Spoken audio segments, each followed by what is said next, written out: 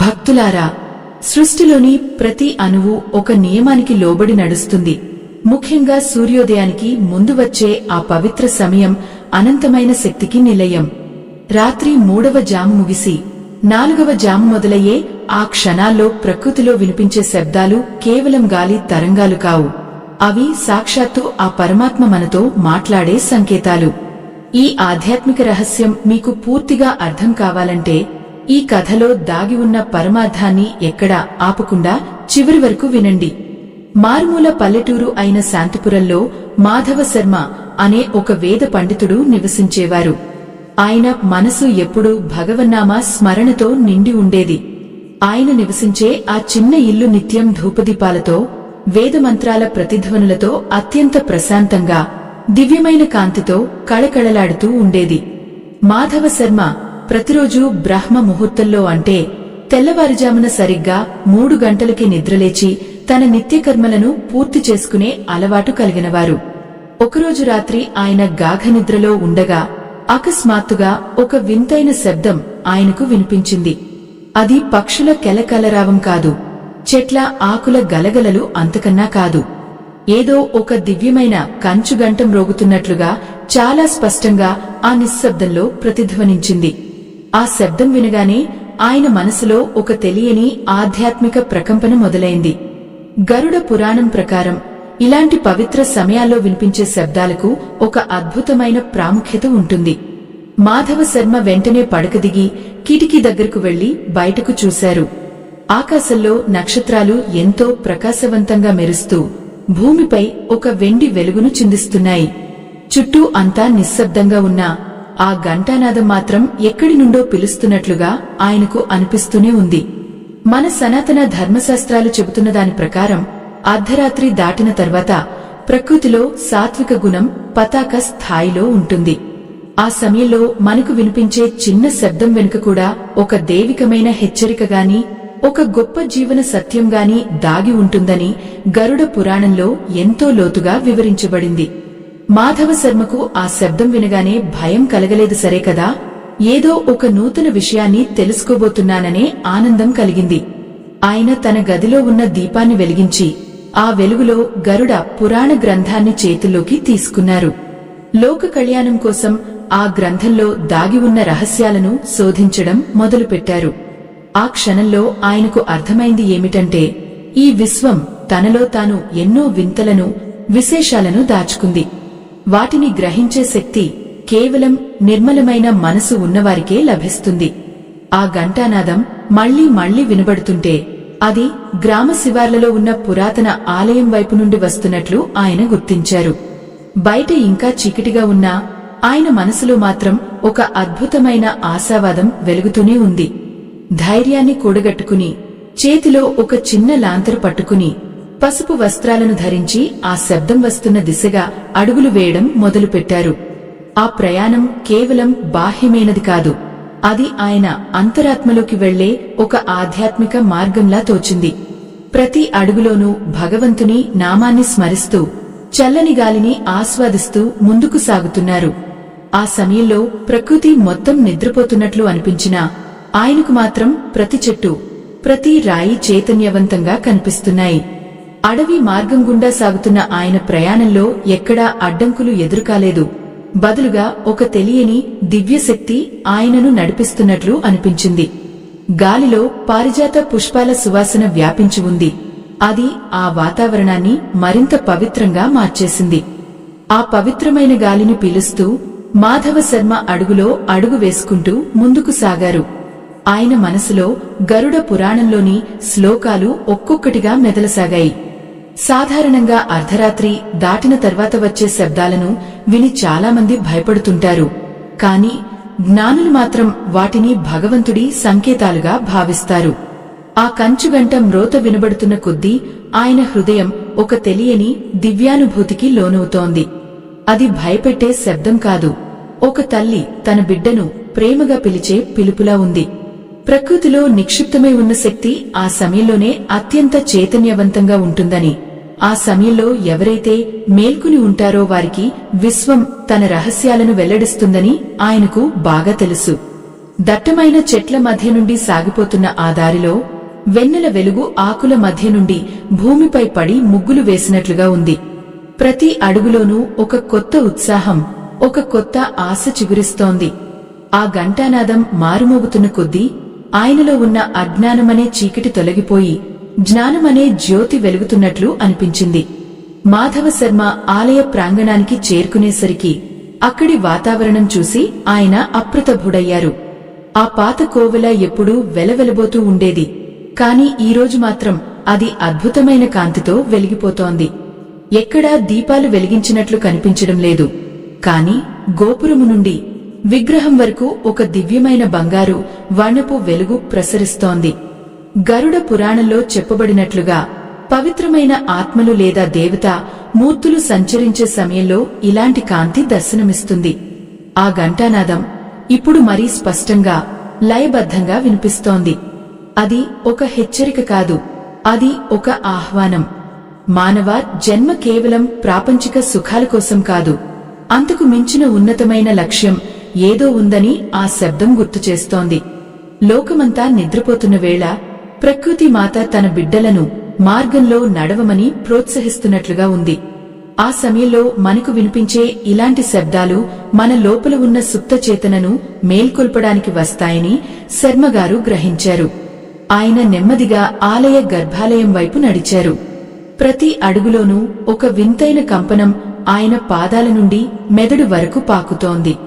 అది భౌతికమైన స్పర్శ కాదు, అది ఒక ఆధ్యాత్మిక తరంగం. చుట్టూ ఉన్న గాలిలో కర్పూరం, సాంబ్రాణి ధూపం వేసినట్లుగా ఒక పవిత్రమైన సువాసన నిండి ఉంది. గరుడ పురాణం ప్రకారం తెల్లవారుజామున 3 గంటల నుండి 5 గంటల మధ్య సమయాన్ని బ్రహ్మ ముహూర్తం అని అంటారు. ఈ సమయంలో విశ్వంలో ప్రాణశక్తి అత్యధికంగా ఉంటుంది. ఆ సమయంలో వినిపించే ఘంటానాదం గాని మంత్రోచ్చారణ గాని మన కర్ణభేరిని తాకితే మనలో ఉన్న నకారాత్మక శక్తి నశించి సకారాత్మకత వెల్లివిరుస్తుంది. మాధవశర్మ ఆ వెలుగులో నిలబడి చూస్తుండగా గర్భాలయంలో ఉన్న మూల విరాట్టు ఎంతో ప్రకాశవంతంగా కనిపిస్తోంది. ఆ విగ్రహం నుండి వెలువడుతున్న కిరణాలు ఆయన కళ్లను మిరుమిట్లు గొలుపుతున్నాయి. భగవంతుడు తన ఉనికిని చాటుకోవడానికి ఇలాంటి మార్గాలను ఎంచుకుంటారని ఆయనకు అర్థమైంది. ఆయన మనసులో ఇప్పుడు ఏ సంకోచం లేదు. లోకంలోని కష్టాలన్నీ పటాపంచలేపోయి కేవలం శాంతి మాత్రమే మిగిలి ఉన్నట్లు అనిపించింది. ఈ ప్రపంచంలో మనం చూసేది చాలా తక్కువ, చూడాల్సింది, గ్రహించాల్సింది ఇంకా ఎంతో ఉంది. గరుడ పురాణంలోని హెచ్చరిక కేవలం భయపెట్టడానికి కాదు, మనిషిని జాగ్రత్తపరచడానికి. సమయం వృధా చేయకుండా దైవచింతనలో గడపమని ఆ శబ్దం మనల్ని హెచ్చరిస్తుంది. తెల్లవారుజామున వచ్చే ఇలాంటి అనుభవాలు మన జీవితాన్ని మార్చేయగలవు. మాధవశర్మ ఆ ఆలయ మెట్లపై కూర్చుని కళ్లు మూసుకుని ఆ దివ్య నాదాన్ని వింటూ పరవశించిపోయారు.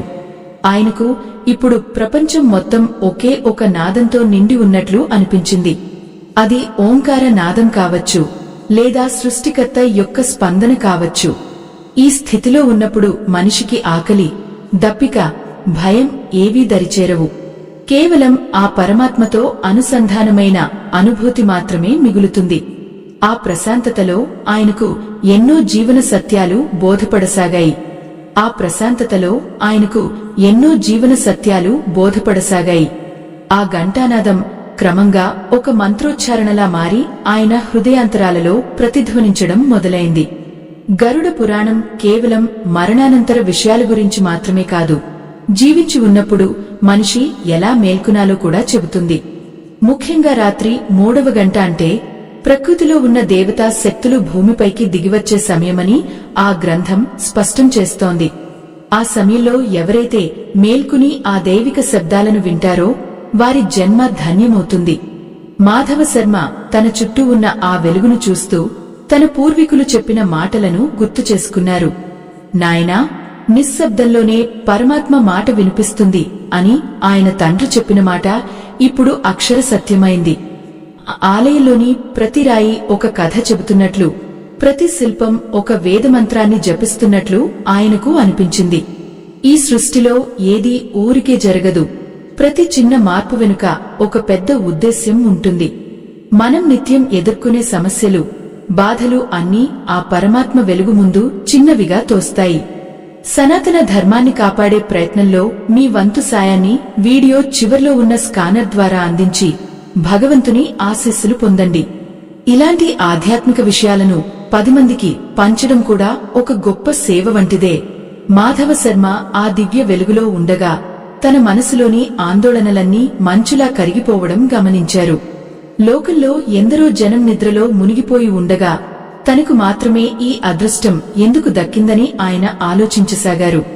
బహుశా ఆయన గత జన్మ సుకృతం లేదా ఆయన నిత్యం చేసే ఆరాధన ఫలితం కావచ్చు. ఆయన కళ్లు తెరిచి చూసేసరికి గర్భాలయంలోని దీపాలు వాటంతటా అవే వెలుగుతున్నాయి. ఆ వెలుగులో స్వామివారి ముఖారవిందం ఎంతో ప్రశాంతంగా చిరునవ్వు చిందిస్తున్నట్లు కనిపించింది. ఆయన మనసులో ఇప్పుడు ఒక బలమైన నిశ్చయం ఏర్పడింది. ఈ అనుభవం కేవలం తనకే పరిమితం కాకూడదు. ప్రతి భక్తుడు ఈ రహస్యాన్ని తెలుసుకోవాలి. రాత్రి 3 గంటలకు వచ్చే శబ్దాలు మనల్ని భయపెట్టడానికి కావు, మనలోని అజ్ఞానాన్ని ప్రద్రోలి జ్ఞాన మార్గంలో నడిపించడానికి వచ్చే సంకేతాలని ఆయన గ్రహించారు. గరుడ పురాణం హెచ్చరిక అంటే అది ఒక తండ్రి తన బిడ్డను దారి తప్పకుండా చూసుకోమని ఇచ్చే జాగ్రత్త వంటిది.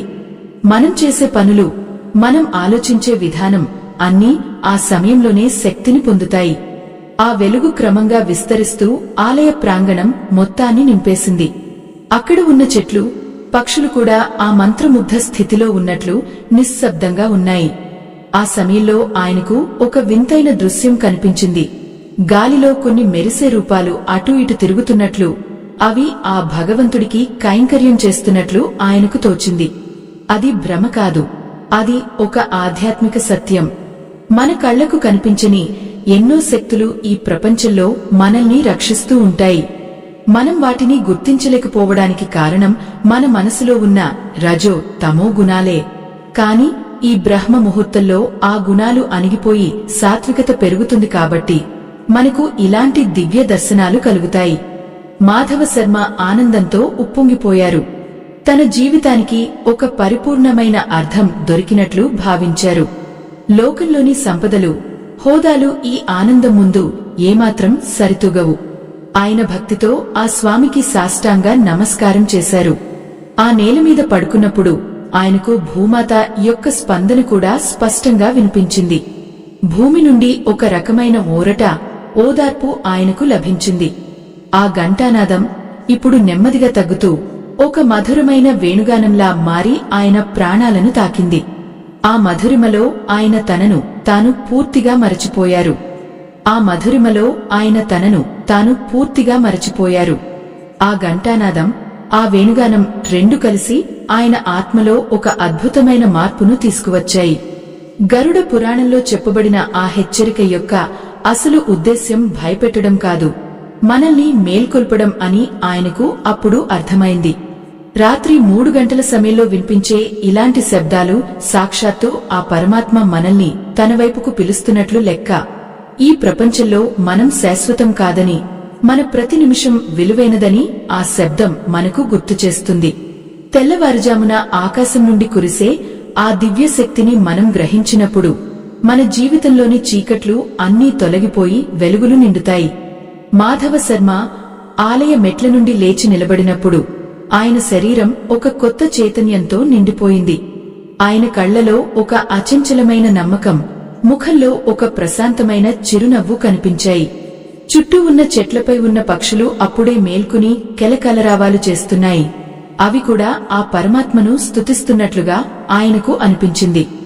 జీవితంలో మనం ఎన్నో సవాళ్లను ఎదుర్కొంటాం, ఎన్నో ఒడిదుడుకులను చూస్తాం. కాని భగవంతుడు ఎప్పుడూ మనల్ని ఒంటరిగా వదిలేయడు. ఇలాంటి దైవిక సంకేతాల ద్వారా ఆయన మనల్ని నిరంతరం గమనిస్తూనే ఉంటారు. సనాతన ధర్మాన్ని కాపాడే ప్రయత్నంలో మీ వంతు సాయాన్ని వీడియో చివర్లో ఉన్న స్కానర్ ద్వారా అందించి భగవంతుని ఆశీస్సులు పొందండి. మీ చిన్న సహాయం ఎంతో మందికి ఆధ్యాత్మిక మార్గాన్ని చూపడంలో తోడ్పడుతుంది. మాధవ శర్మ తిరిగి తన ఇంటివైపు అడుగులు వేస్తుంటే ఆయనకు మార్గమంతా పువ్వుల బాటలా అనిపించింది. ఆయన మనసులో ఇప్పుడు ఒకటే కోరిక ఉంది, ఈ సత్యాన్ని ప్రతి ఒక్కరికీ తెలియజేయాలి. రాత్రి 3 గంటలకు మనకు వినిపించే వింత శబ్దాలను చూసి భయపడవద్దు. బదులుగా అవి మనలోని ఆధ్యాత్మికతను పెంచే అమృత బిందువులుగా భావించండి. ఆ సమయంలో ఏకాగ్రతతో భగవంతుని స్మరిస్తే మన మనోవాంఛలు అన్నీ నెరవేరుతాయని పెద్దలు చెబుతుంటారు. ప్రకృతి మనకు ఇచ్చే అతిపెద్ద బహుమతి ఈ బ్రహ్మ ముహూర్తం. ఆ సమయంలో మనం చేసే ప్రార్థనలు నేరుగా ఆ పరమాత్మను చేరుకుంటాయి. సనాతన ధర్మం యొక్క గొప్పతనం ఇదే. అది మనల్ని కేవలం భక్తి మార్గంలోనే కాదు, జ్ఞాన మార్గంలో కూడా నడిపిస్తుంది. మాధవ శర్మ తన ఇంటికి చేరుకునేసరికి సూర్యుడు పూర్తిగా ఉదయించాడు. ఆ సూర్యకిరణాలు ఆయన ఇంటి గుమ్మంపై పడి ఒక దివ్యమైన కళను తీసుకువచ్చాయి. ఆయన తన దైనందిన కార్యక్రమాలను మొదలుపెట్టారు. కాని ఆయనలో ఉన్న ఆ ప్రశాంతత మాత్రం అలాగే ఉండిపోయింది. మనం కూడా మన జీవితాల్లో ఇలాంటి ఆధ్యాత్మిక రహస్యాలను గ్రహించి ఆ పరమాత్మ కృపకు పాత్రులం కావాలి. ఈ ఆధ్యాత్మిక ప్రయాణం మనల్ని ఉన్నతమైన శిఖరాలకు చేరుస్తుంది. లోకమంతా సుఖ సంతోషాలతో నిండాలని, ప్రతి ఒక్కరూ ఆ దైవ చింతనలో గడపాలని ఆశిద్దాం. ముగింపుకు ముందు మరోసారి గుర్తు చేస్తున్నాను, సనాతన ధర్మాన్ని కాపాడే ప్రయత్నంలో మీ వంతు సాయాన్ని వీడియో చివర్లో ఉన్న స్కానర్ ద్వారా అందించి భగవంతుని ఆశీస్సులు పొందండి. ఈ నిశ్శబ్ద సమయాల్లో ప్రకృతి ఇచ్చే సంకేతాలను గౌరవించండి. అవి మీ జీవితాన్ని వెలుగు వైపుకు నడిపిస్తాయి. ప్రతిరోజు ఒక కొత్త ఆశతో, భగవంతునిపై అచంచలమైన విశ్వాసంతో ముందుకు సాగండి. అప్పుడే మనిషి జన్మకు సార్థకత లభిస్తుంది. ఈ ఆధ్యాత్మిక ప్రయాణం ఇక్కడితో ముగిసిపోయింది. స్వస్తి.